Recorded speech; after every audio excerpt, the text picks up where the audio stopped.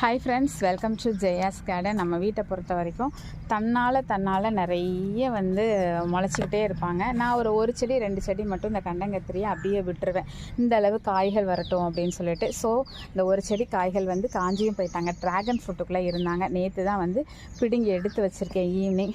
இன்றைக்கி ஈவினிங் பாருங்கள், எல்லாமே நம்ம இன்ஸ்டால்மெண்ட் அப்படிம்பாங்களா, அந்த மாதிரி தான் வேலைகளையும் பார்க்குறது. நேற்று பிடுங்கி வச்சேன். இன்றைக்கி ஈவினிங் பாதி இதையாவது கட் பண்ணணும், அப்புறம் இன்னொரு நாள் பாதியை கட் பண்ணணும். இந்த விதைகளெல்லாம் சேகரிச்சுவேன். விதைகளை சேகரித்து நான் என்ன பண்ணுவேன் அப்படின்னு தானே நினைக்கிறீங்க. இந்த விதைகள் யாராவது விருப்பப்பட்டு கேட்டால் மட்டும்தான் நான் கொடுக்குறது வழக்கம். நமக்கு ரொம்ப சாதாரணமாக வரும். இங்கே பாருங்களேன், வந்தால் அந்த செடியை அப்படியே விட்டுருவேன். எல்லா தொட்டிக்குள்ளேயும் இது நிற்கும், பெருசாக வளர விட மாட்டேன். பிடுங்கி களையை எடுத்துருவேன். இந்த மாதிரி ஏதாவது ஒரு சில செடிகளை மட்டும் அப்படி விட்டு வச்சிடுறது. இதை கட் பண்ணி விதைகளை செய்கிறதுக்கு ரொம்ப கஷ்டங்க. கையே வைக்காமல் வெறும் கத்திரிக்கோள் ஒன்றை வச்சு பிடிச்சிக்கிட்டு இன்னொரு கத்திரிக்கோளால் அதை கட் பண்ணி எடுத்து ஸ்டோர் பண்ணி வச்சுக்குவேன் நான் வருஷக்கணக்காக. ஒரு வருஷத்துக்கு அந்த மாதிரி வச்சுக்கிறது. புளிக்குழம்பு செய்யும் போதெல்லாம் ஒரு 4 காயை வறுத்து அந்த பொடி பண்ணி குழம்பை இறக்குனதுக்கப்புறம் புளிக்குழம்பு, வத்த குழம்பு, அந்த மாதிரி எந்த குழம்பு வச்சாலும் காய் போட்டு வைக்கிற குழம்புல அதை போடக்கூடாது.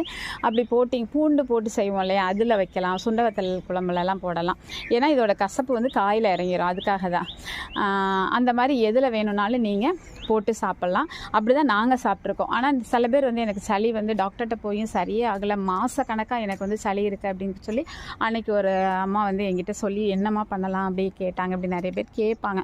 அவங்களுக்கு ஒரு 4 கண்டங்கத்திரி ஒரு 10 கொண்டு போய் கொடுத்தேன்.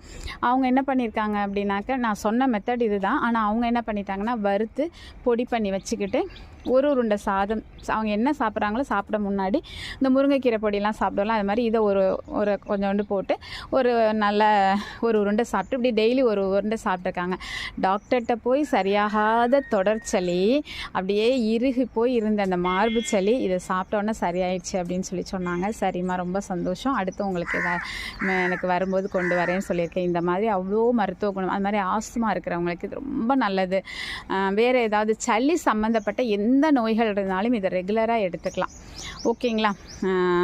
ஆனால் தொடர்ந்து எடுத்துக்கிட்டே இருக்கக்கூடாது. ஒரு 3 நாள் எடுத்துகிட்டு கேப் விட்றணும். அதுக்கப்புறமா இருந்தால் திருப்பி 3 நாள் எடுத்துக்கலாம். ஏன்னா ஹீட்டு அப்படின்னு சொல்லி சாப்பிடாதவங்களுக்கு ஒத்துக்காமல் இருக்கலாம். பட் பழக்கணும் அதை நம்ம உடம்புக்கு. நாங்கள் சின்ன பிள்ளையிலேருந்து பிள்ளைங்களுக்குமே கொடுத்து பழக்கினால ஒன்றும் பிரச்சனை இல்லை. ரொம்ப மருத்துவ குணம் வாய்ந்ததுங்க. ஓகே, இதை பற்றி உங்ககிட்ட எனக்கு ஷேர் பண்ணதில் எனக்கு ரொம்ப மகிழ்ச்சிங்க. அன்றைக்கி